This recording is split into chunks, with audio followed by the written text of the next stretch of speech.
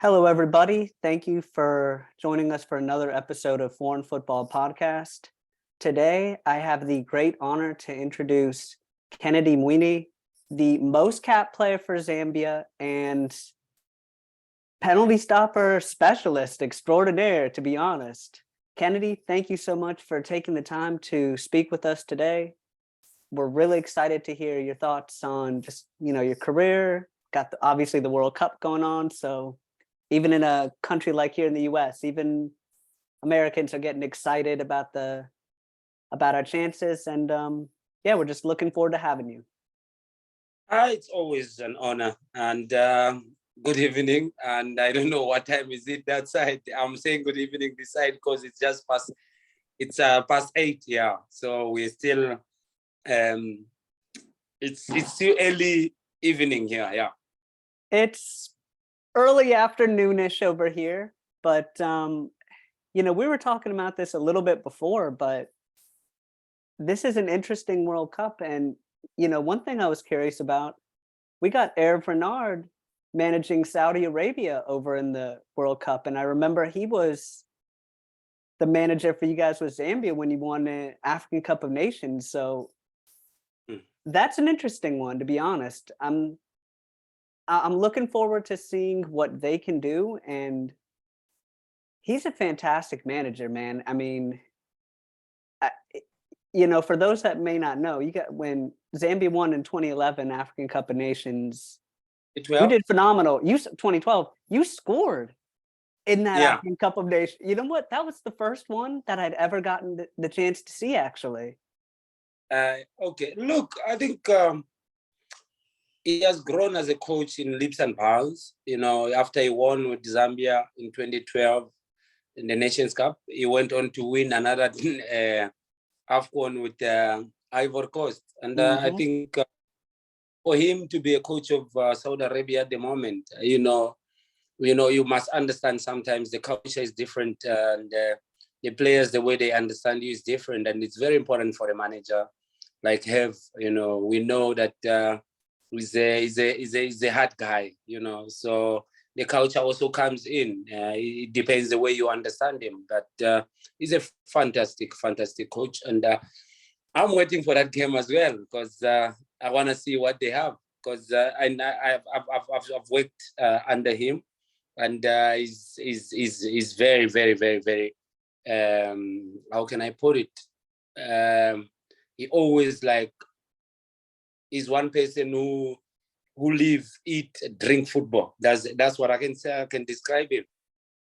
So Argentina had the hand of God. They've got the hand of Hervé. Let's see what can go on, because you're right. I mean, this is a man that led Ivory Coast to success. Last World Cup, he was managing Morocco.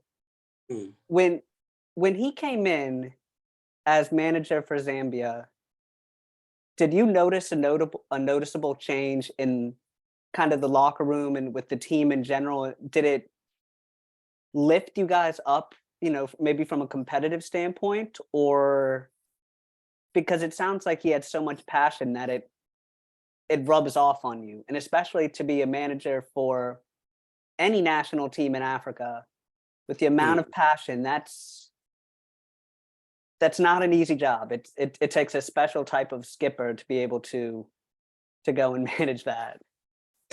And like I said, he's so passionate about football. When he was coaching us in Zambia, because he coached us first, and then he left. He went and coached Angola.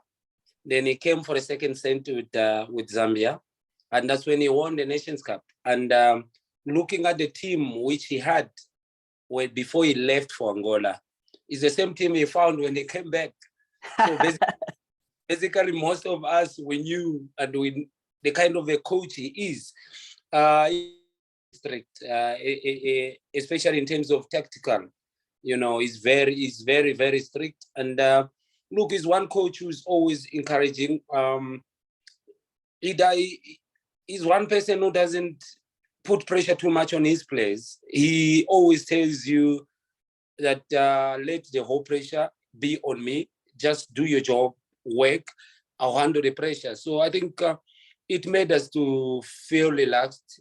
especially players, for us knowing that the coach is coming to us and tell us this.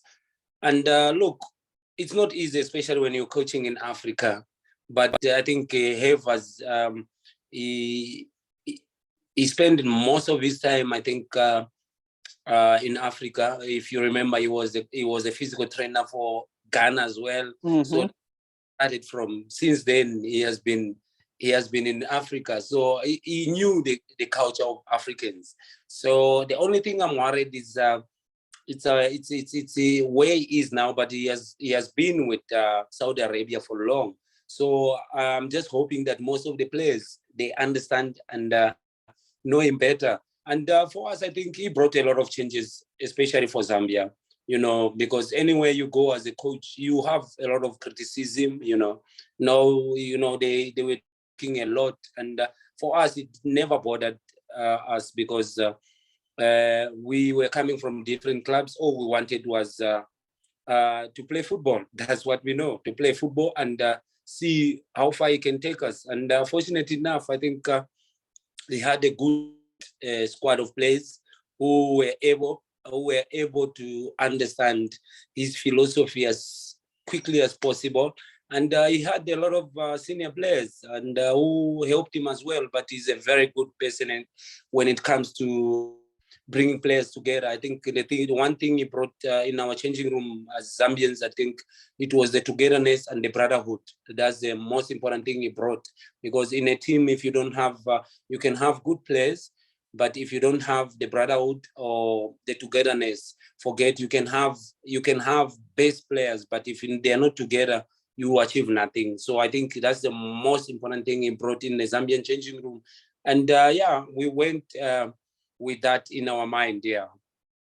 I mean, I completely agree, because a lot of times when you look at a club or when you look at a nation, what limits them is you can say, okay, this is, for example, not to say that they're bad, they're one of the best in the world, but I always thought Argentina suffered from that, which was, this didn't seem as much like a unified brotherhood as much as a group of individuals.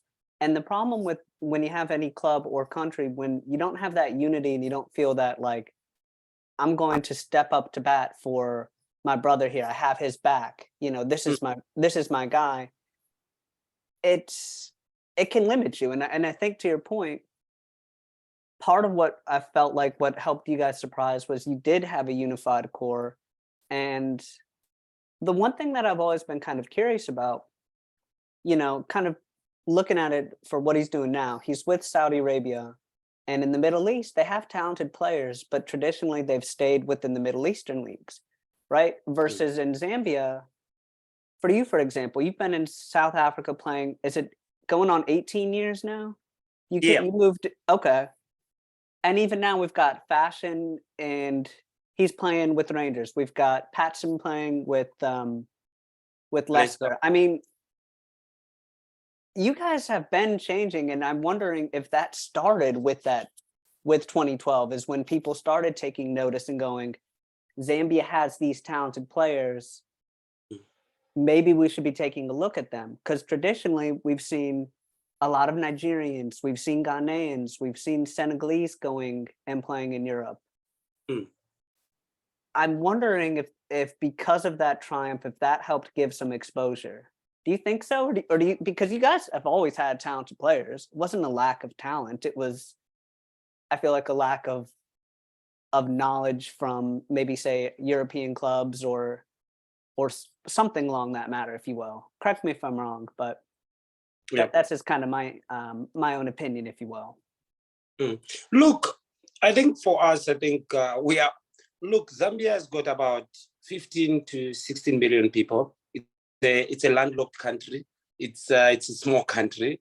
And most of our players, they play around Africa. So for us, I think even in 2012, we had about only not James Chamanga. Then we had Christopher Katongo. We had Sambalungu. We had who else? Mayuka. I think we had 4 people, 4 players who were playing in Europe and not in big leagues. Mayuka was at Young Boys. Christopher was at and James Chamanga. Christopher was playing in in China. James was in China. Samba was playing in Russia. So the rest, it was South Africa and DRC. DRC is very noted. I know. Yeah. I've got Sunzu by then he was in DRC. So I think we understood each other very, very quick because we know the environment, what happens around Africa. And we know when you go to the tournament, you know, you start to understand things. There's things which you don't complain about. You know, you start seeing them as normal. But whereas when you bring players who have been playing in Europe, maybe you've got 10, 15 of them, you know, there's other hiccups whereby you say, hey, the pitch, the hotel, the water, the what, you know, it's different. But for us, I think it was something which we know about. So, you know, it's far where we are. We are in the southern part of Africa. And look, Ghana, Senegal, Nigeria, Guinea, even in North Africa, West and North Africa, I think the only thing I would say it's not that they are close that side, but I think what I've picked up now, it's the mentality is different from us who are from southern part of Africa with those ones from North and West. You know, the mentality is different. And I think that's the most important thing because people from the South, southern part of Africa, they always call us that we are cheese boys, we are spoiled. You understand? So it's a different day. They've got a different mindset. That's what I can say. But now that slowly but sure, I can see that a lot of Zambians and a lot of teams in Europe now, they start to see Zambia because they were seeing Zambia like in a way that we did not have that recognition from the rest of the world. But now you find that we've got a lot of Zambians in Europe, even in America, we have some. But most of them, they are playing in lower leagues. So I think that's the first step. As long as they are in those leagues, they are able to go to bigger teams. So for me, I think it was just about the mindset. I think the mindset. I think it wasn't. I cannot say it wasn't right, but the recognition by then it wasn't there. But after 2012, I think most of the younger ones, young players, I think they're in Europe. Maybe first division teams, and don't be surprised when you see Zambia also comes back and start a force. It's a force to reckon with in the next. I'll give it a 10-year plan after in the next 10 years. Yeah. hopefully we'll see maybe as a manager or something during that time. You know, I mean, you're right though. Like in some ways, I feel like it actually is a benefit, right? Because you go, okay, I've got these players playing in South Africa and playing in Zambia, basically all being kind of aware of one another. Like, take for example with Qatar, you look at that team, and the national team is basically comprised of guys playing for like about 2 or 3 of the same clubs, having that strong amount of familiarity.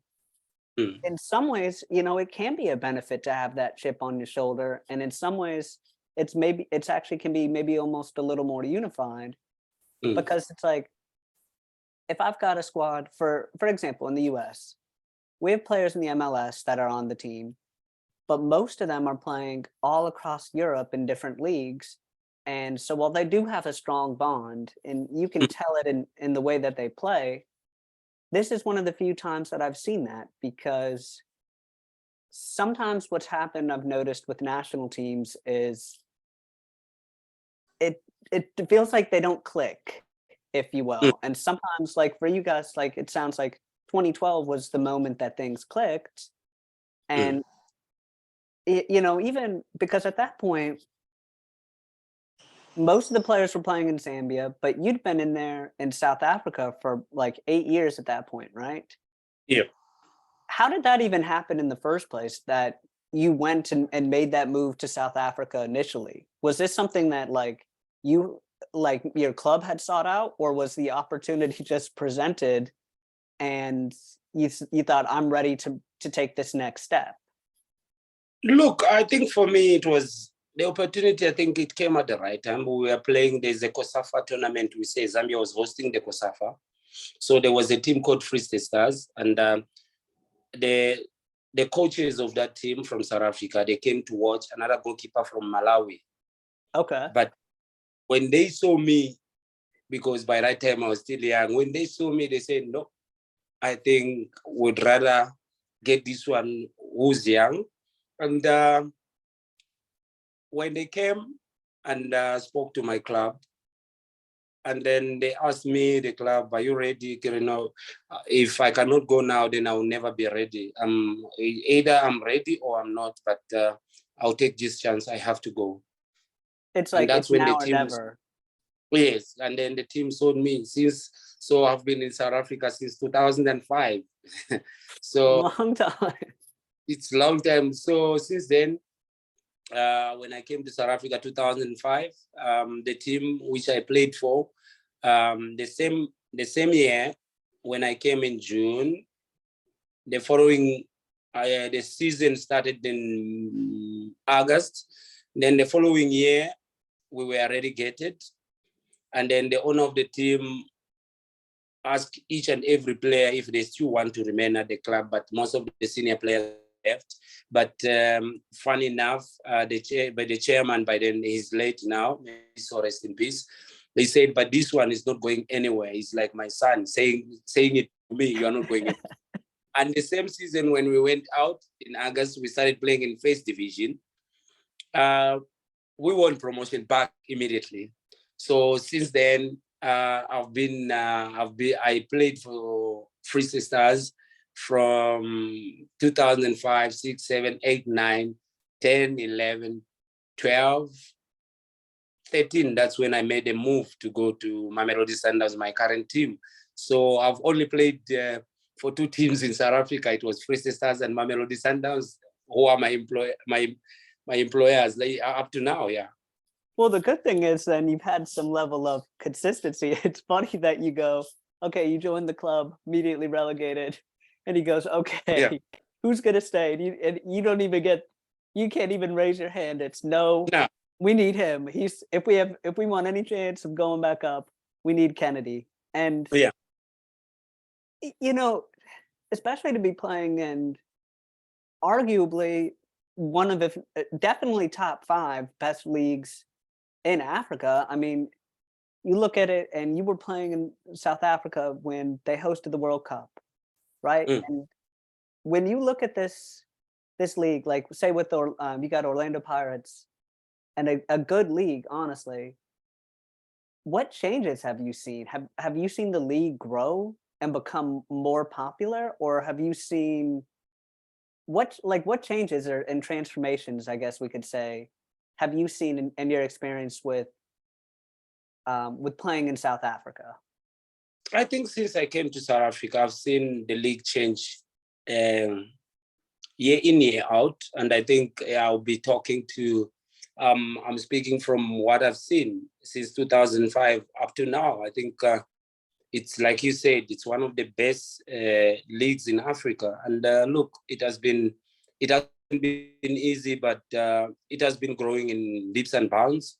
And look, I think not only in terms of marketing, but the organization also in South Africa, I think it has hugely improved. You know, even players, the size, it has improved. It's now attracting a lot of players from as far as South America, North Africa, West Africa, even in Europe. You know, so it has grown. And the thing is, by then and now, there's a very big difference, because football evolves every day.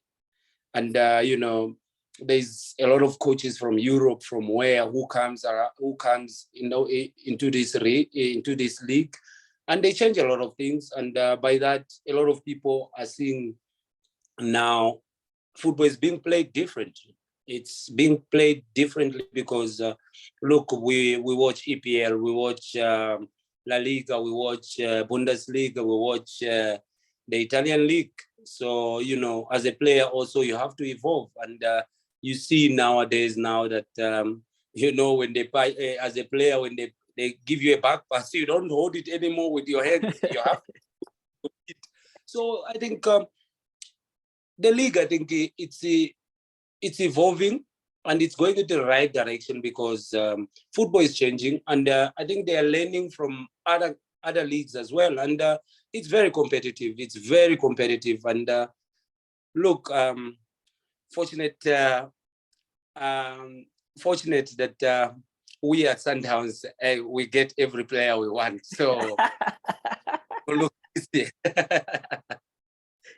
yeah. So I think there's a lot of improvement. Not that we have hit the ceiling, but there's a lot of improvement from marketing side, from organization, players, salaries, professionalism, all those things. I think the league has improved. That's why it's in the top 5 of the best league in Africa. I think it has grown, and even the ones who are running the league, I think they know that they can do better. But at the moment where we're going, I think most of the clubs, they know, and the kind of football which is played, it's entertaining to watch. Yeah.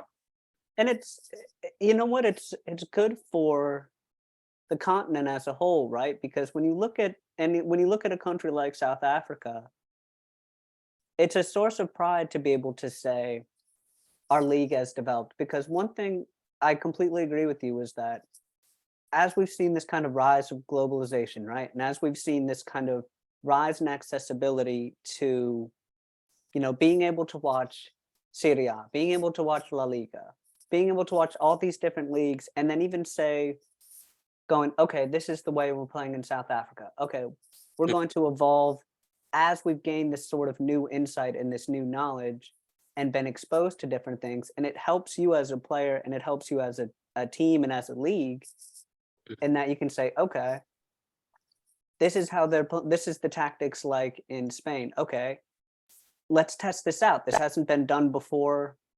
Let's see if this works.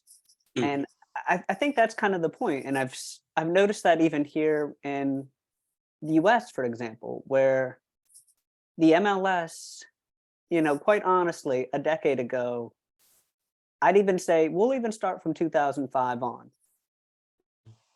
The level of competition and the overall play was not nearly where it is today. Like right now, I've got a few friends of mine playing, one with Charlotte and one with Minnesota, and they're capturing new fans. There's a greater sense of pride and a greater sense of support because they've shed this image as a retirement league, and now they're starting to attract actually good young players. Even Ecuador today had 3 players playing with LAFC that just won the MLS Cup. That, to me, I think we can agree in that, like, we're coming from countries that aren't traditionally considered, football powers, but you guys have won the greatest honor in African football and to have won African Cup of Nations. And then with us, I mean, we've had success, but I think what limits us a little bit as a nation, footballing nation, is that we need our competition around us to get better. Where you guys benefit from is there's a vast amount of talent and competition throughout the continent. I could start in Morocco and I could go all the way down to Angola I could beat, even Gabon, Cameroon. We look at Senegal, the whole DRC, all these countries have got immensely talented squads. And I think that helps you guys as a nation to perform better. Doesn't hurt that you're saving the penalties for them. I know you've been the penalty stopper pretty much your entire career. Yeah. I got to learn that secret. I don't know. how you're doing this, but correct me if I'm wrong. I think have you only conceded one penalty during your whole career? I thought so.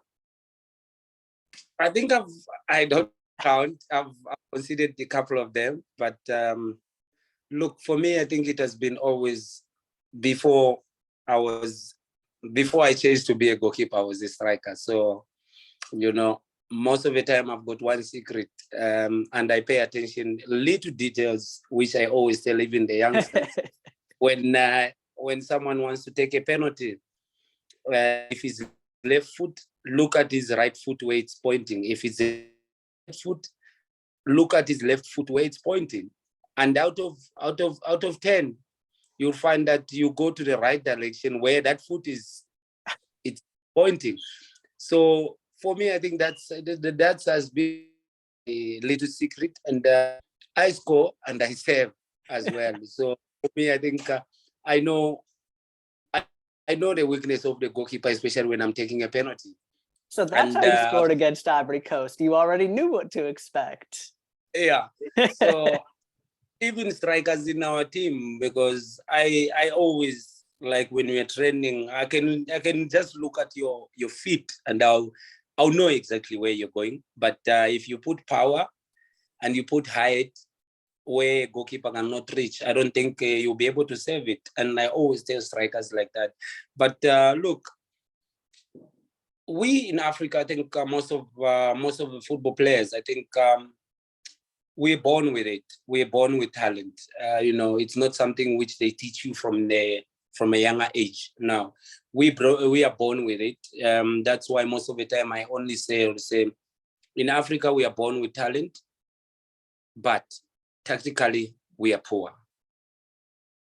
So then I guess that's where that need for either like a strong manager or that internal research comes from, right? Where you go and say, okay, I have this innate talent.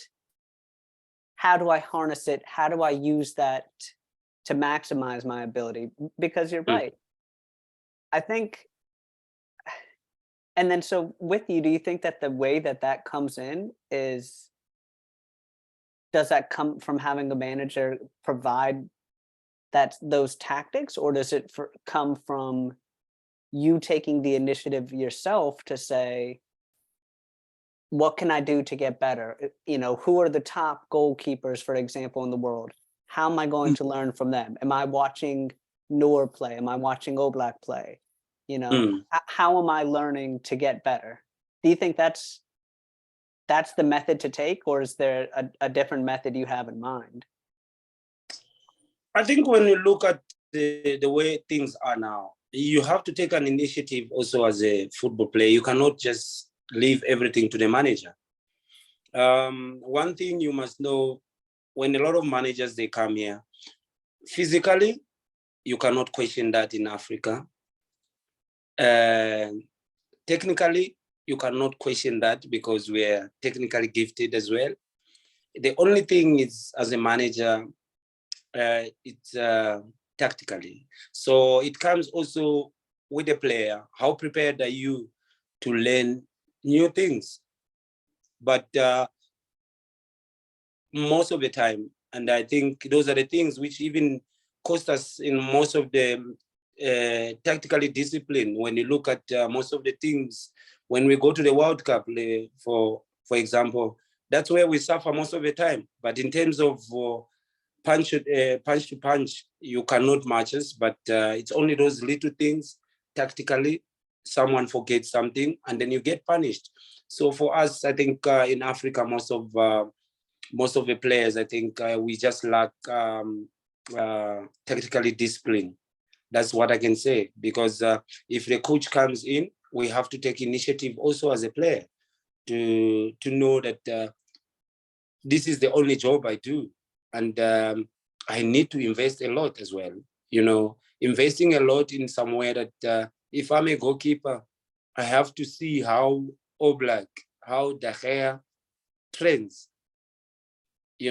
By way back, there were not too many goalkeeper coaches, but now we've got a lot of goalkeeper coaches, whether it's at the club level, whether it's a national team level. So we have improved in that aspect. And look, it won't take long before we see one of African countries go beyond the quarterfinals. And, I because, hope. because now things slowly but sure, they're going to the same playing level, because most of our brothers, and they're playing in Europe, and they're getting that most of the time in their clubs. So when they come to the team, and then, because at the national team as well, you won't have 2 weeks or 3 weeks training. It's 1 week, and 1 week as a manager, it's tactical most of the time. So slowly but sure, now you can see that a lot of players now, they understand those things, and they understand that you cannot only have these gadgets of cell phones, iPads, and then you don't use them. That is a must-have for any football player, because you need to look at other players, what they do. If I'm a goalkeeper, I'm a striker, I'm a winger, I have to check on other players, what they do, why are they playing like that? You understand? Yeah, I mean, that's the whole point, right? Is to say, this player is better than me. How do I get to where I'm at? And I mean, I think we look at it now, and I think there should be hope for when I look at even, okay, they have Mane out, but I think Senegal can go far in this World Cup, and I'm hopeful for that. And I look at them, and then I look at even, say, a Tunisia, a Morocco, even we'll talk about, I guess, even Cameroon. I think tactically, they have stepped up and they have improved. I think from a continental-wide standpoint, and with you, you're the most capped player with Zambia. I mean, you've been around and been able to see this transformation firsthand. And from what you've said, correct me if I'm wrong, but it sounds like people are paying greater attention. These players are paying greater attention to tactics. And now, even us conducting this interview, having these gadgets, these present us a great opportunity to go and say, we can go and study the game and go and study how things are done. Like, for me, I mean, I play for the simple love of the game, but even me, if I'm watching a game, like I'm watching a match today, I'm looking and seeing, how is Enter playing? How is he cutting? How much pressure is he putting on to, say, the left back? You know what I'm saying? Like seeing his movement, seeing how is that first touch with the ball? How is he controlling it? We have this opportunity to study it, so we might as well do that. And I completely agree with you on that, because it's there at our disposal. Why not use it? But at the end of the day, you must understand, all these nations, they have stepped up in terms of they have in terms of the organization. Tactically, they have improved, but there's one component which will always come back and hit us as African countries. It's about, like I said when I started the interview, the togetherness.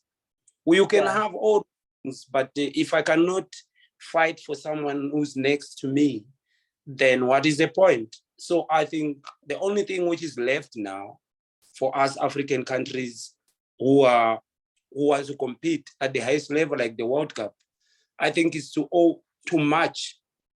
Obviously, we're not going to have in our teams people like Cristiano, Messi, or what, but it's the hard work we put in. And when you're putting hard work as a team, you can beat any other team. When individuals who have got excellent. It goes beyond the individual then, doesn't it? Because you're saying, I have this collective spirit. Yes. We are one. We are one team. We are one unit. That's what allows us to go and excel. Yeah. So that's the only thing which is left with us African teams. I think that's the only thing. Once we work on that one, I think we can compete with anyone. I cannot question about talent. nowadays you cannot question about physical, tactical, technical. You can't question that now, because most of our players are playing in Europe. They know what they need to do. They know that football is what I do. So this is what brings bread and butter on my table. And we need to invest a lot, especially players, in ourselves, because you have to check what you eat, what you drink, what time you sleep. All those things come to place. But most of us, way back, most of us African players, we did not take that into consideration. But now that's when you see now a lot of players now, they are paying attention to their health, and which is important. That's why the gap is not too much, the gap now. But the only thing is about the togetherness. Once, as Africans, we together as the nations, like when we're competing, we forget about petty things. I think any country can go far. Yeah.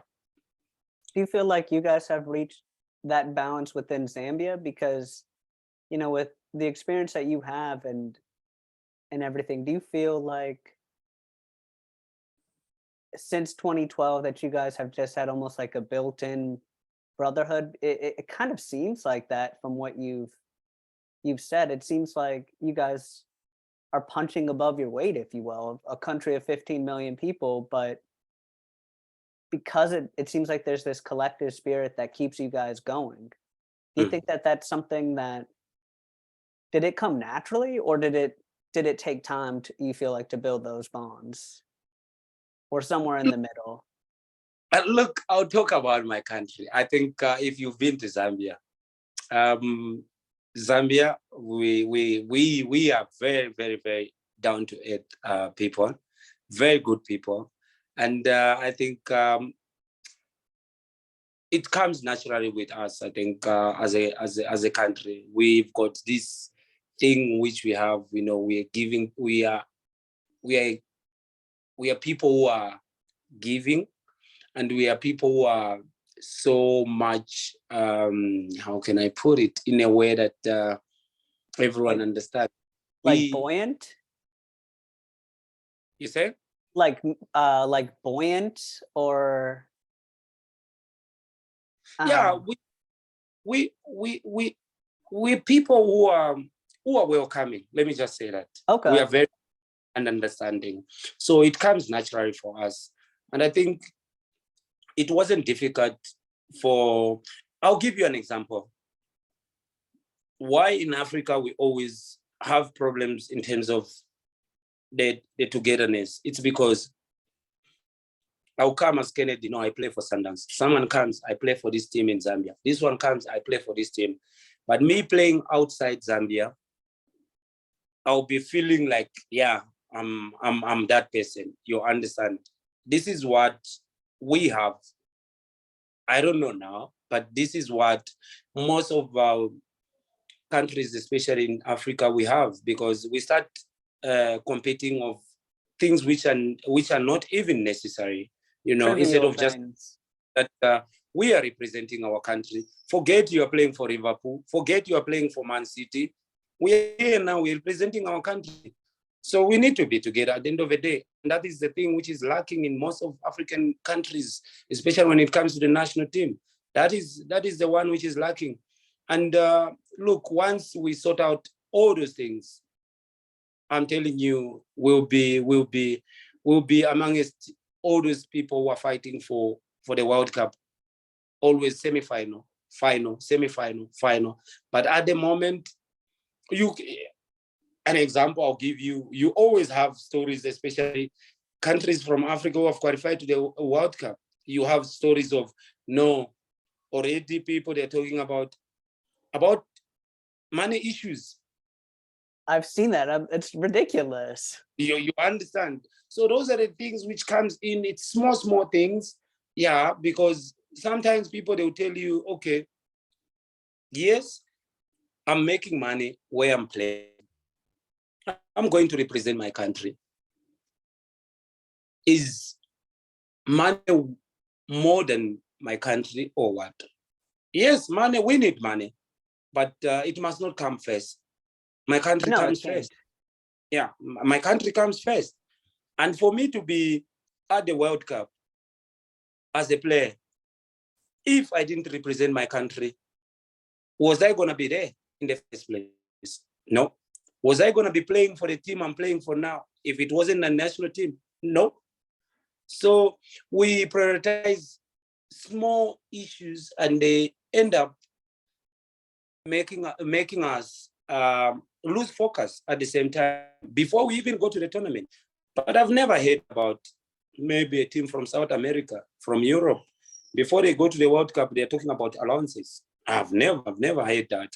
Yes, they always have issues also, but I've never heard it come out in the newspaper, on the media, and say, no, players, they are fighting for this. They cannot leave the country if this is not sorted out. So for us, I think those are the small things which we need to fix in our house for us to be competitive at the highest level, especially when it comes to the World Cup. I agree. And I mean, you hit the nail on the head, which is that we prioritize these minuscule differences that we consider to be so impactful. It's like, okay, yes, we recognize that you're getting paid as players to play with the national team. Okay. But that's not, like you said, that's not what actually matters. What really matters and what's significant is the fact that I'm wearing this flag on my chest. I'm representing this country. For you, it's okay, I'm representing Zambia. This is a point of pride. I take this seriously type of thing because it's like you're representing a nation and people, like, it's not even that they just like look up to you. It's more like it makes them excited. It gives them something to be happy about.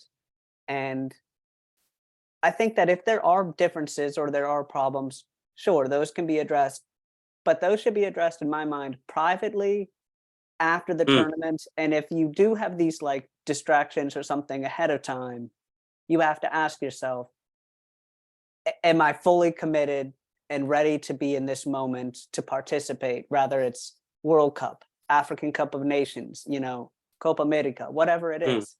If you're not fully prepared and fully ready, someone may be, they may be really talented, but I don't think that you should. I think you have to take a long look in the mirror and say, am I ready for this? And if you're not ready to commit, it's okay if it may take some time, but if it doesn't come, you should be honest and say, hey, I can't commit to my country at the moment. Yeah. And we'll see what happens, but I'm hoping Senegal will do well. Personally, I'm a fan of them, and more importantly, I'm hoping that you guys can make it far in the next Cup of Nations. If I get it my way, I'd have Zambia versus Togo. So let's see if that's gonna happen. Look, it's always, sometimes I sit here and then I'm watching Nations Cup and Zambia is not there. It's something which is painful. But at the end of the day, there's I think the transition also has taken long since the 2012, and that it's hitting everyone. I think we need to take steps that because Zambia qualified in the Nations Cup like this. Always Zambia is there, but for the last 2-3, we've been struggling and we haven't been there, which is something which a lot of Zambian people, they don't understand, because we've been qualifying all along, and then all of a sudden in the 3 editions of the Nations Cup, Zambia is not there. And sometimes you'll be sitting here and then your friends are telling you how your country is not even at the Nations Cup. What's happening? You don't have answers. What this reminds me of is, like, I've got a few friends of mine that are Angolan and Cape Verdean.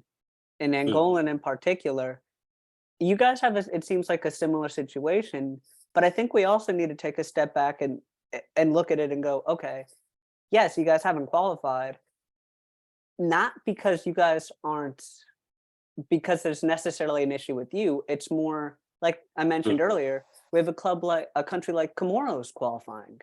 It's, to me, I view it as more the continent has stepped up, different countries have improved, Yeah, So as a result, it's more okay. This isn't a guarantee that maybe that it you would have been in the past. I think yeah. that's kind of where more so where it's at. Mm. I think, yeah, you've put it right. I think football in African continent, I think it has improved. That's what you have to say. And if football improved in African continent, as a nation also, you have to step up because way back, Zambia could play Botswana and beat them 4-5. Mhm. Nowadays, play Botswana, hey, you'll be surprised. You lose or you draw with Swaziland or Botswana, Mozambique. And this shows that football evolves every day and people are doing their work. And it's good for African football that a lot of small nations, they've come up and then they've raised the bar also. There's no guarantee that you go to Malawi that you're going to come out from Malawi that you have won the game. No. You go there, coaches knowing and say, hey, guys, it's a difficult one. But way back, it was like, it's Malawi. It's a walk in the park. But nowadays, I think football has improved in Africa. And reason being, I think it's a lot of people, they have taken pride in it because, they watch football now on TV. It's everywhere, and there's a lot of coaches, even in an African continent, who are taking the initiative of educating themselves, going beyond, knowing more about football. So we've got a lot of good coaches also, not from Europe, from somewhere else, but within the African continent, who are doing their best to improve the football in Africa. And look, there's a lot of them. Look, let's say, an example is Senegal. We're talking about Senegal. Who's the coach there? CC. And You he's see? been there since has he been there for like 15 years now? That's the Was thing. he So, yeah. Because he was playing I 02 with them.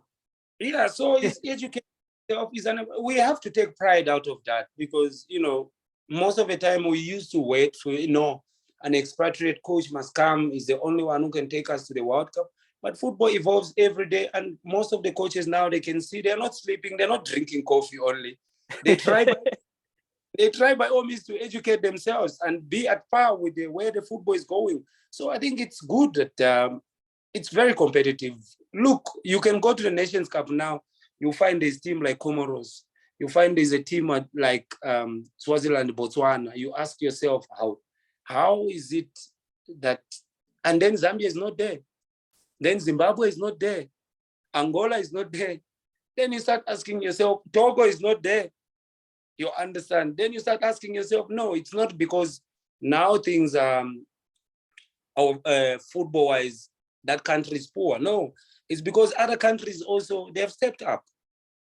That's You what it understand? is at So, at the end of the yeah. day, that's what it is. It's not we've regressed, it's others have progressed. That's the point. And I think to your point as well, it's nice to see that we've got someone like Cisse who's managing Senegal. It's nice to see that the professionalism has improved. I think That's it. that's to me, it's the number one thing that is it's better for the game seeing that there's this improvement. And I know one last thing I was curious about if they've ever had any progress with this, but they've been talking about building their own version of like the Super League in Africa. I remember them Mm, talking about that in mm, 2021.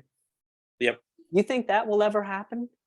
And would that be good for the continent, you think? Or what's your I don't want to say that because that's kind of leading. What would your opinion be if something like that were to happen? Look, there will be always criticism. And Naturally. for something to see if it's working or not working, there's always that first step. You have to try. Because if you don't try, then it's like what I always tell people. Any soccer fan is a very good coach because he doesn't lose and he doesn't win. That's true. Because football, he doesn't coach the team. So if we don't try that, how will we know that it can work or it cannot work? That's the first step. We have to try it. We can criticize, no, it won't work in Africa because, hey, Africa is too big, traveling. We don't know. Yeah, we don't know. But what if it works now? I think that's the point, is why not give it a go? Give it a We go. let's see how it goes. If it fails, then they'll be able to say, okay, yeah, it cannot work. But we cannot just say it cannot work without trying it. Let's try it and see. If it doesn't work, it doesn't work. If it works, it works. So that's the first step. So my own opinion, it's, let's give it a chance. Let's see what happens. Okay. I'm with you Yeah. on that. I think why not experiment? But I appreciate your time today, Kennedy. Thank you for your insight, for some extremely humorous stories, and for just sagacious opinions. I do appreciate that. And we look forward to seeing more from you in the future. And again, best of luck with Zambia. Really hope I can see you guys at the next AFCON. I'm hoping you'll still be the goalie. Yeah, no. No, but we have to qualify. No matter what, we have to go. It has been long overdue now. We have to qualify. And thanks a lot. And let it be the first. Let it not be the first and last. This anytime. Just text or let's talk. If there's something you need, I'm always open, and we can talk anytime. Don't worry. But it has been an honor to speak to you. Thank you, Kennedy. Likewise, and I hope you have a great evening, sir. No, thanks a lot. Cheers. Take care. Yeah. Okay.